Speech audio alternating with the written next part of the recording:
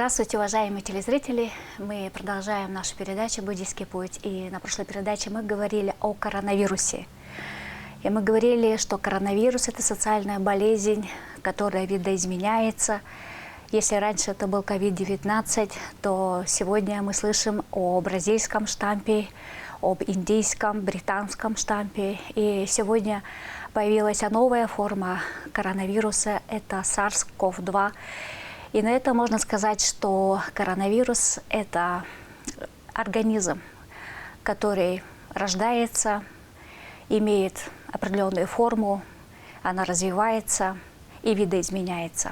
И как любой организм, он живучий, он имеет определенный потенциал, он имеет свою миссию, задачу. То есть это такой же полноценный организм. И по поводу того, что любой феномен, он не стоит на месте, он меняется и видоизменяется. Мы сегодня будем говорить об этой теме, то есть о непостоянстве всех явлений. Ну, например, когда мы говорим о природных явлениях, то они имеют начало. Любое явление, оно развивается и дает свой пик рождения или пик развития, а потом уже угасает. Ну, например, сегодня в Европе мы слышим в Германии, в Брюсселе, в Венгрии, в Центральной Европе о таком катаклизме, как наводнение. То есть из-за изменения климата, из-за таяния ледников, все катаклизмы, они сегодня приходят незаметно, и мы не замечаем мельчайшие изменения. И когда уже приходит этот ужас, мы, люди, все начинаем думать, а как так? Мы не предвидели ту или иную катастрофу, болезнь, или мы не замечаем все изменения, которые происходят вокруг нас. И по поводу изменений, по поводу непостоянства всех явлений мы поговорим в сегодняшней передаче. И Баву Алдар сегодня будет нам рассказывать об этой теме. Расскажите, пожалуйста, вот о том, как это все меняется, как что-то появляется, имеет пик и вот исчезает. И это все продолжается циклично и в протяжении всего развития человечества. Всем здравствуйте. На самом-то деле тема непостоянства – это самое важное. С одной стороны простая, но с другой стороны такая же глубокая и очень важная тема в буддизме, в буддийской философии. Это первое и последнее учение, которое преподавал Будда Шакьямуни. И если оно первое, и если оно последнее, это говорит о том, что это учение о непостоянстве имеет очень большую ценность и важность для людей и для всех живущих на этой земле. То есть, если мы понимаем, что что-то непостоянно, если мы видим напрямую непостоянство, можно сказать, что мы становимся все ближе и ближе к всеведению. А всеведение – это, конечно же, вот состояние ума, когда мы видим природу вещей такими, какие они есть. Но начать нужно с того, что все феномены, которые нас окружают, подразделяются на два вида. Это непостоянные, вечные, неизменяющиеся явления и такие же изменяющие, постоянные, имеется в виду непостоянные явления. Ну, например, очень будет весело, например, говорить именно на этой замечательной кошке, игрушке. Эта игрушка, она непостоянна.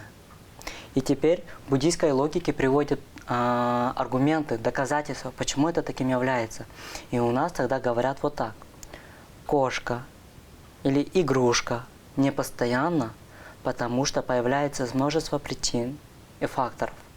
Что это означает? Это означает, что любой предмет или вещь, которая появилась, которая сотворена человеком, или которая появилась само собой в природе, оно обязательно изменяется. Также все предметы, которые исчезли, которые ломаются, которые чему-то подвергаются, они также изменчивы, и их природа непостоянна. То есть любая вещь, материальная, духовная, они все непостоянны. Вот. На каком уровне можно говорить о непостоянстве? Эта тема непостоянства по-разному объясняется и трактуется в самых разных буддийских философских воззрениях и школах.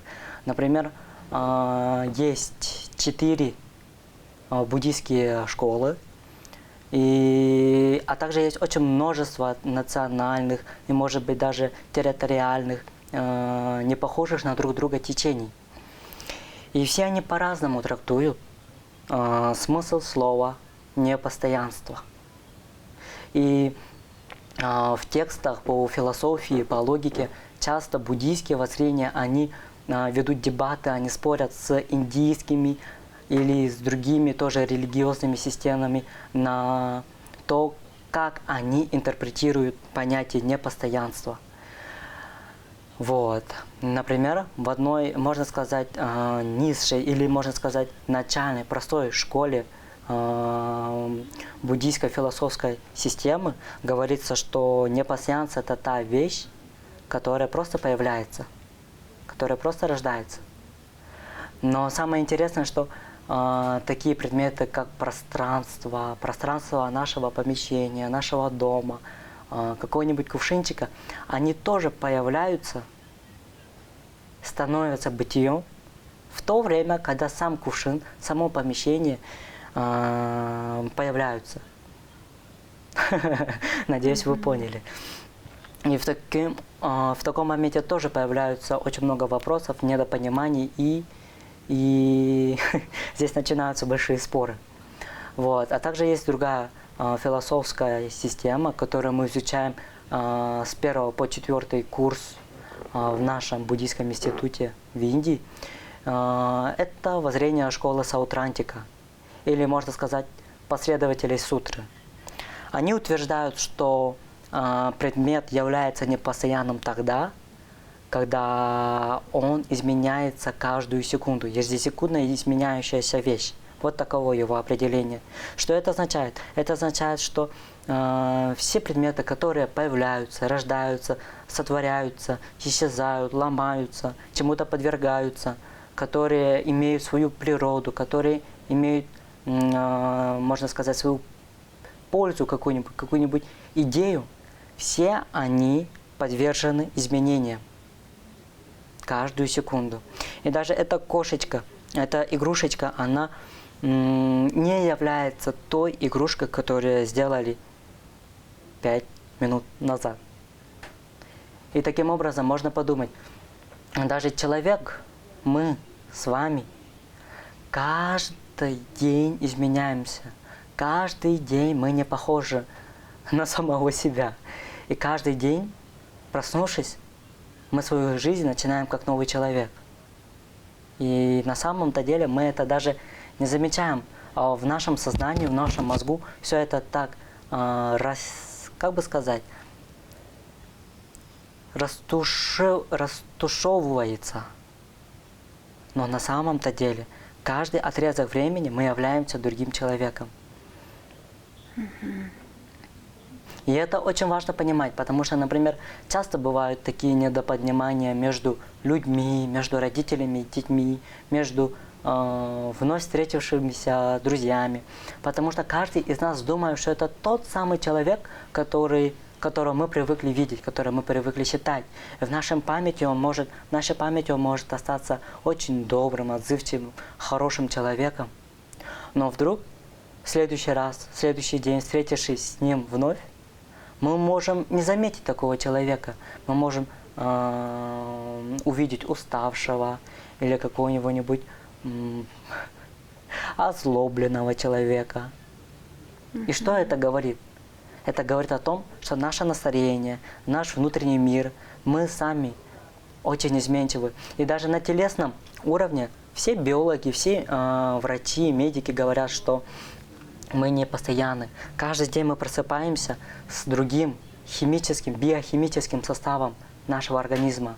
Каждый день у нас, в нас течет новая кровь. Каждый день у нас умирают тысячи клеток, да, и появляются вновь, можно сказать, в их замен тысячи новых. И даже физики рассказали, что за 7 лет весь наш организм на атомарном уровне полностью изменяется. То есть через 7 лет мы уже имеем совсем другие молекулы и атомы. Это очень интересно, что есть такие отрезки времени, да, то есть определенные математические, да, вот такие расчеты, наверное, ученые тоже определяют, что через какое-то время происходит вот цикл обновления, да. Да, и это тоже очень интересно. Западные ученые доказали, что наше тело, оно нашли эти циклы, когда оно изменяется. Они доказали, что каждую секунду, каждый день мы имеем новое тело. А буддийские ученые 2600 лет назад доказали, что не только наше тело, но и наше сознание, наш ум, наш внутренний мир, он так же, как и наше тело, каждый день изменяется. Он каждую секунду, каждое мгновение изменяется. И это тоже очень важно, понимать, знать это. Потому что, например, родители, когда смотрят на своих детей, они видят тех же маленьких, беспомощных детишек, ребят, которым нужна помощь, которые до сих пор сами ничего сделать не могут. И когда они в памяти у них осталось, или, может, как-то у них в уме это отпечаталось, что это такой маленький беспомощный человек. Но это ведь не так. Каждый год ребенок взрослеет, и уже к своим 18, 20, 30 годам он становится вполне взрослым, самостоятельным человеком, за которого уже не требуется так много ухода, заботы. Вот. И, например, также есть такое, что... и тогда родитель, не понимая этого, может приходить, доставать, как-то, как бы сказать вам правильно, как-то, я выражусь прямо, он может как-то мешать нормальной жизни человека. И то же самое и с детьми. Они могли привыкнуть, что родители такие добрые, всегда отзывчивые, заботливые люди, которые всегда готовы прийти на помощь. Но это на самом деле не всегда так, потому что бывают моменты, когда у родителей просто не хватает ресурсов, у них не хватает достаточно ментальных ресурсов, чтобы оказывать какое-нибудь внимание или время к своему ребенку. И в этот момент ребенок может подумать, что вот родитель меня не любит, ему на меня совсем наплевать, что я совсем не интересую мою маму или моего папу. В этот момент тоже также нужно правильно мыслить, подходить к этому философски и не забывать, что родители это такие же люди, как и мы. Они все время изменяются, их настроения тоже изменяются. И если, например, сегодня они могли быть добрыми, сильными, энергичными, то завтра они могут весь этот ресурс израсходовать, и им просто нужно отоспаться, отлежать весь день, и тогда они снова будут играть с нами. Ну, вы сейчас рассказываете очень такие понятные, да? Да, это самые вещи, понятные, да. это самые, так сказать, очевидные и такие примеры, которые мы сталкиваемся сами каждый день. Но таких примеров бесчисленно. И многие могут сказать, в буддизме говорят, есть два вида страданий. Первое страдание – это «Ой, мне больно», «Ой, мне плохо», «Ой, я страдаю, я злюсь». А второй вид страданий – это я помню, ты был таким хорошим, раньше ты меня любил иначе. То есть это изменчивое страдание. Что значит изменчивое страдание или страдание непостоянства? Это когда мы сталкиваемся с какими-нибудь приятными моментами своей жизни. Может быть, это какие-то крутые поездки, очень приносящие удовольствие, какие-то действия. Это может вкусная еда, красивая музыка, Да, тут танцпол, можно вечеринки. бесчисленно говорить, да, в примерах. Но давайте возьмем конкретный пример, вот эту кошечку, и конкретно объясним непостоянство явления, потому что нам нужно как бы закруглить Да. эту тему. И таким образом, когда-то она была создана, кто-то ее сшил, сделал. Потом она пришла сюда, и уже начинается изменение этого объекта. То есть Да. Как под только он воздействием. появился, как только его закончили сшить, с этой же секунды эта игрушка начала изменяться, подвергаться внешним обстоятельствам. И также она подвергнется и в будущем. Ежесекундно. Ежесекундно, Да, ежемгновенно. меняется ее образ, меняется ее вид. Ее и того- состав химический. Да, химический состав. И таким образом она превращается уже в такую материю и Не теряет похожую на первоначальный да, вид. Да, Мгм. да. Но мы тут, конечно, хотели еще более глубоко затронуть тему непостоянства, но я думаю, что мы на следующей передаче тоже продолжим эту тему. И таким образом, когда-то появившаяся или возникшая болезнь, явление, оно появляется, видоизменяется под различными воздействиями внешнего мира. И мы должны знать, что все непостоянно в этом мире. И, позвольте мне добавить еще пару слов. Как раз таки очень важная практика в буддизме – это памятование непостоянства. И нужно понимать, если какой-то объект появился, обязательно значит, что в какой-то момент он должен будет исчезнуть, сломаться, порваться или испортиться. Но зная о непостоянстве этого мира, о непостоянстве всех явлений, зачем же нам тогда печалиться, страдать или привязываться? Поэтому на следующей передаче мы продолжим эту тему.